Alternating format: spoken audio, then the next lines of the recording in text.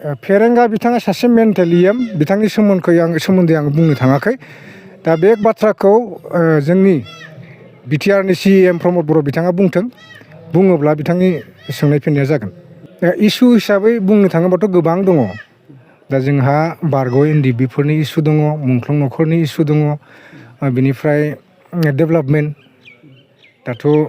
प्रमद बर' बिथांजों लोगोसे बिथांमोननि दैदेनगिरिफ्राथ' बुंबायानो थादोंना जे 2 बोसोरनि गेजेराव जोङो बिटिसिखौहाय बा बिटिआरखौ सुइजारलेण्ड बादि बानायगोन होननानै बिथांमोनहा बुंसोलायदोंमोन फोसावदोंमोन नाथाय जों दिनैसिम नुनो थाङाखै बेफोरखौ गोबां जायगानि लामाफोरा दा हान्थु बारजासिम हाखर जानानै दङ बिथांमोनहाथ' बेफोरखौ नायसनाखै दा जोङो नुनायाव बेखौसो नुदों जे बिथांमोनहा सुइजारलेण्डथ' बानायाखिसै नाथाय गावनि न'खौ हले बिथांमोनहा सुइजारलेण्ड मडेलाव बानायनानै लाबाय दिनै जों बेयावहाय क'क्राझार जिल्ला वमेन सेल आरो इउथ सेलखौ दाफुंनानै लाबाय आरो जों बे कमिटियावहाय क'क्राझार ओनसोलनि बा क'क्राझार जिल्लानि सिङाव थानाय मोन 6 ब्लकनिफ्राय जों गोख्रों मावथिफोरखौ मोननो हादों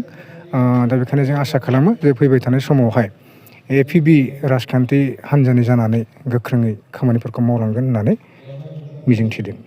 आरो दिनैसिमबो जोङो बिजाथिनि सम्पर्कै सावरायनाय जायाखै जोङो दायो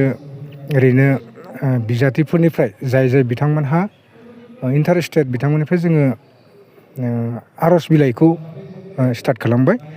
गसाइगाव जिल्ला हिसाबै जोङो दा 4 बिजाथिया आर'ज बिलाइ होदों बेखौ जों मोननो हादों